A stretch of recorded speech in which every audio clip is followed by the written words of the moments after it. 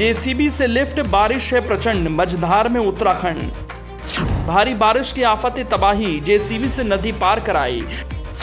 जब पानी में बह गया पुल, जनजीवन उड़ गया बनकर धूल।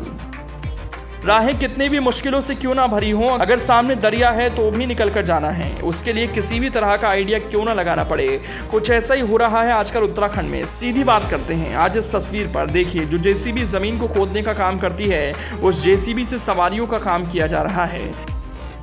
ऐसे क्या जरूरत पड़ी कि इस तरह से जेसीबी का इस्तेमाल किया गया। तस्वीरें देखकर तो लगता है लोगों को बैठाकर पार कराया जा रहा है, लेकिन जब वजह जानेंगे कि किस लिए इस फार्मूले का इस्तेमाल किया गया तो आप हैरान रहेंगे। अलग अलग चक्कर लगाकर जेसीबी अपने आगे के हिस्से में जिससे खुदाई करती है, उसमें लोगों को बैठाकर पार करा रही। नदी को पार करने वाले युवक भी खुश हैं कि जिस रास्ते को वो पार करने के लिए पिछले कई घंटों से खड़े हैं और इंतजार कर रहे हैं कि वो किसी तरह पार कर लेंगे, लेकिन पानी की तेज धारा के चलते आगे नहीं बढ़ पा रहे थे।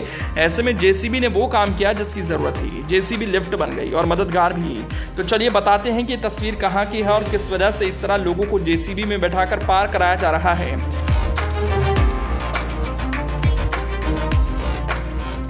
दरअसल उत्तराखंड में बारिश ने तबाही मचा रखी है। नदी नाले उफान पर हैं। गुजरते रास्तों पर हर कदम खतरा मंडरा रहा है, लेकिन फिर लोगों की ज़रूरतें ऐसी हैं कि घर से निकलना पड़ रहा है। लेकिन अब जब निकले तो मुश्किल आनी ही थी, जिसके समाधान के लिए इस तरह का तरीका निकाला गया जो तस्वीरों में आप देख रहे हैं। उत्तराखंड के सीमावर्ती जिले चमोली का जोशीमठ क्षेत्र एक बार फिर से आपदा की चपेट में है।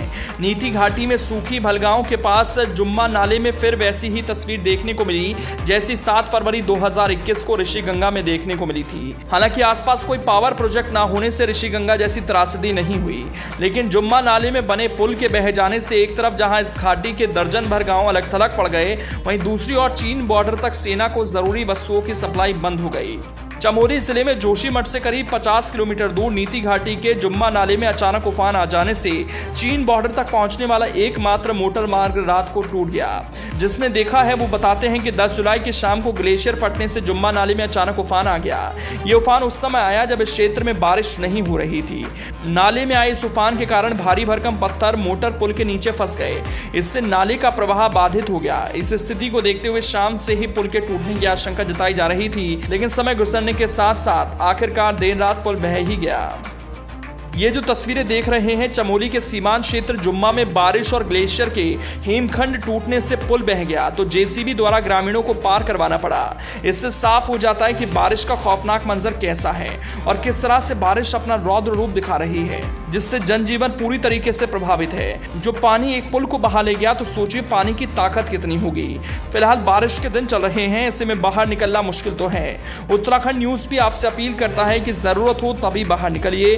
घूमने फिरने और मौसम का आनंद लेने की ख्वाहिश भारी पड़ सकती है।